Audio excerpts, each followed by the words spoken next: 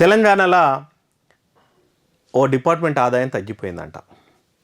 జనరల్గా రాష్ట్ర ప్రభుత్వం ఆదాయం మీద కన్నేసేటువంటి డిపార్ట్మెంట్స్ ఏంటంటే ఎక్సైజ్ ఒకటి, రెవెన్యూ ఒకటి, రవాణా శాఖ ఒకటి. ఈ మూడిట్లల్లో పెద్ద ఎత్తున ఆదాయం వస్తుందని గవర్నమెంట్ అయితే ఎక్స్పెక్ట్ చేస్తుంది. కానీ రవాణా శాఖలో ఈసారి ఆదాయం అయితే తగ్గిపోయిందంట. అంటే ఇయర్లీ మార్చ్ 30 వరకు అయితే ఫైనాన్షియల్ ఇయర్ ఎండింగ్ అయిపోతుంది. ఏప్రిల్ 1 నుంచి మళ్ళీ మార్చ్ 30 వరకు ఫైనాన్షియల్ ఇయర్ ఉంటుంది.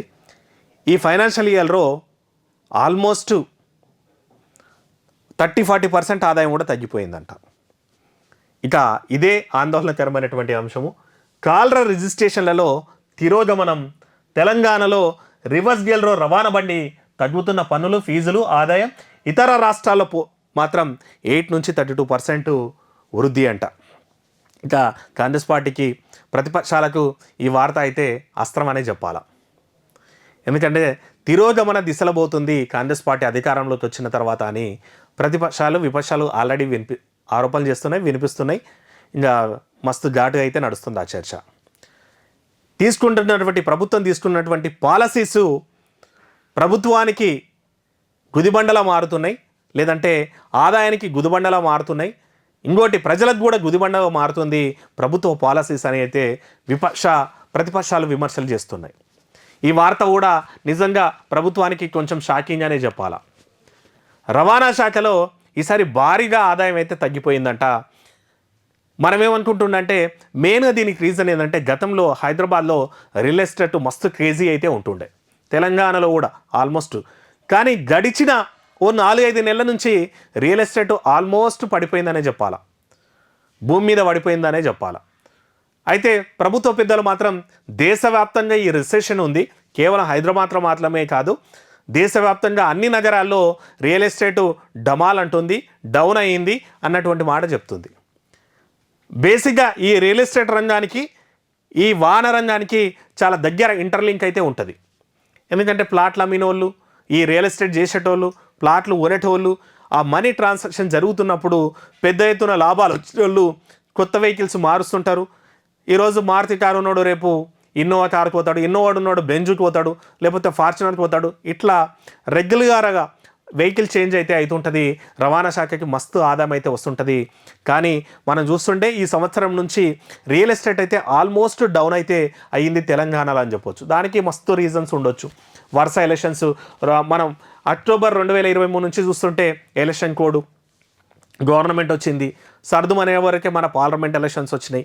ఇట్లా ఓ 6 నెలలు ఎలక్షన్ కోడ్లోనే మొత్తం పోయిందని చెప్పొచ్చు. ఆ తర్వాత హైడ్రా అనేటువంటిది హైదరాబాద్లో ఎంటర్ అయిన తర్వాత ఇక చాలామంది అయితే కొత్త కొనాలంటే, రియల్ ఎస్టేట్ ట్రాన్సాక్షన్ చేయాలంటే భయపడుతున్నారు అన్నటువంటిది. ఎక్కడ బఫర్ జోన్ ఉందో, ఎక్కడ గవర్నమెంట్ ల్యాండ్స్ ఉన్నాయో, ఎక్కడ చెరువు ల్యాండ్స్ ఉన్నాయో, ఎక్కడ భూదాన్ ల్యాండ్స్ ఉన్నాయో, ఎక్కడ దేవాదాయ ల్యాండ్స్ ఉన్నాయో, ఇవన్నీ కూడా భయాలు ఉన్నాయి. రెండోది, అపార్ట్మెంట్ల ప్లాట్లు ఉందామనుకుంటే దానికి పర్మిషన్ ఉందో లేదో, ఎఫ్టీఎల్లో ఉందో, ఇట్లాంటి భయాలు కూడా ఉన్నాయి. ఈ పరిస్థితుల్లో గతంలో లాగా ల్యాండ్ ట్రాన్సిషన్ అయితే ఎక్కువ జరుగుతలేదు. రెండోది, రియల్ ఎస్టేట్ ఈ కారణాలతో డౌన్ అయిందనే విమర్శలు, ఆరోపణలు ఉన్నాయి. దీంతోపాటు గవర్నమెంట్కి పోయే దాంట్లో కూడా కొన్ని పొలిటీషియన్స్ కూడా పెద్ద మొత్తంలో కమిషన్లు అడుగుతున్నారు. అందుకే మన దగ్గర రియల్ ఎస్టేట్ ఇన్వెస్ట్మెంట్స్ చేయకుండా పక్క రాష్ట్రాలకి పోతున్నారు అన్నటువంటి విమర్శలు ఉన్నాయి. వీటితో పాటు అమరావతి కూడా మనతో పాటు డెవలప్ అవుతున్నట్టయితే కనిపిస్తుంది. గతంలో ఆంధ్ర ఇన్వెస్టర్స్ భారీగా హైదరాబాద్లో లేదంటే తెలంగాణలో ఇన్వెస్ట్ చేసేటోళ్ళు, ఈవెన్ ఆంధ్రోళ్ళు ల్యాండ్స్ కూడా మన దగ్గర మస్తు ఉన్నారు.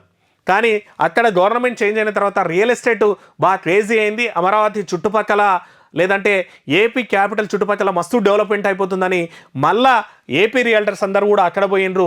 ఆ ఇంపాక్ట్ కూడా మన మీద ఉందన్నటువంటిది. అంటే కర్నూని సావుకి 1,00,000 కారణాలు అన్నట్టు తెలంగాణ రియల్ ఎస్టేట్ రంగం ఇంపాక్ట్కు 1,00,000 కారణాలు అయితే ఉన్నాయి. ఒకటి గవర్నమెంట్ హైడ్రా ఉండొచ్చు, లేదనుకుంటే ఏపీలో గవర్నమెంట్ చేంజ్ కావడవచ్చు, లేకపోతే ఏపీలో భూమి రావచ్చు. ఇవన్నీ కూడా కారణాలు. ఈ రియల్ ఎస్టేట్ పడిపోవడం వల్ల నిజంగా రవాణా వ్యవస్థ మీద కూడా ఇంపాక్ట్ అయిందైతే అని చెప్పాలా.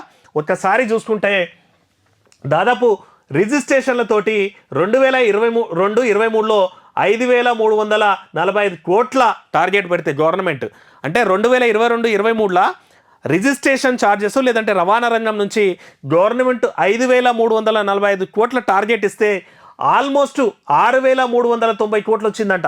అంటే 1000 కోట్ల ఆదాయం అదనంగా వచ్చింది. 2023-24లో 7,212 కోట్ల ఆదాయం టార్గెట్ పెడితే 6,990 కోట్లు వచ్చిందంట. అంటే కొంచెం తక్కువ వచ్చింది. ఇక ఏడాదితో పోలిస్తే ఆదాయంలో దాదాపు 10% పెరిగిందంట.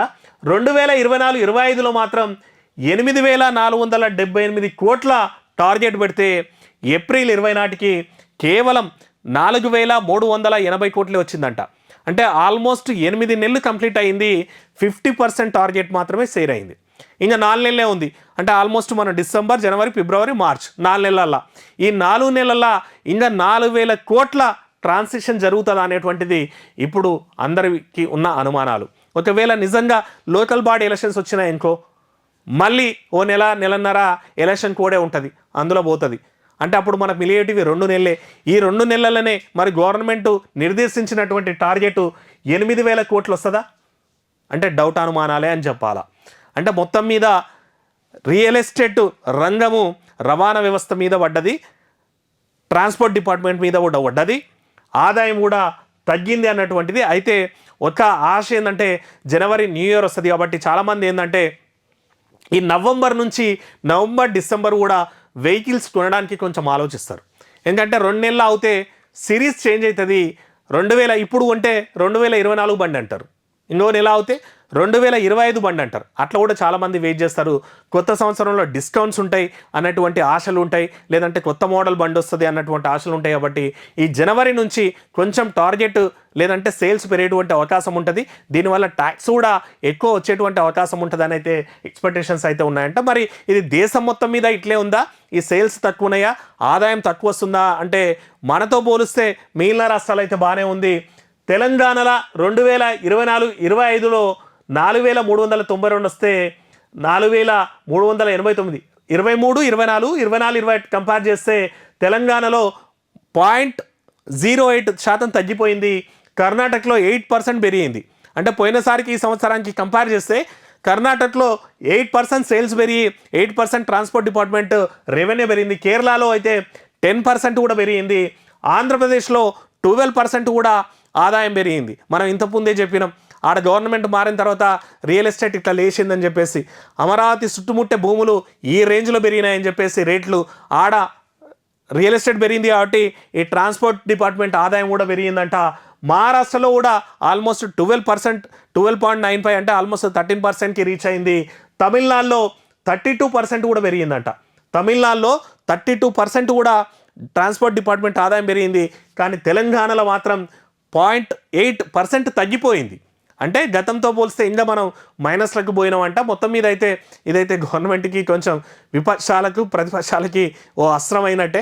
రియల్ ఎస్టేట్ పడిపోయింది కాంగ్రెస్ వచ్చినా కానీ వాళ్ళు రోజు విమర్శిస్తున్నారు కదా, దీన్ని లింక్ పెడితే మాత్రం నిజంగా గవర్నమెంట్ లెక్కలే ఇవి. కాబట్టి ప్రభుత్వానికి అయితే ఒకటి మళ్ళా విమర్శ పడడానికి, వాళ్ళు విమర్శించడానికి ఓ సంద అయితే ఇదని చెప్పాలా.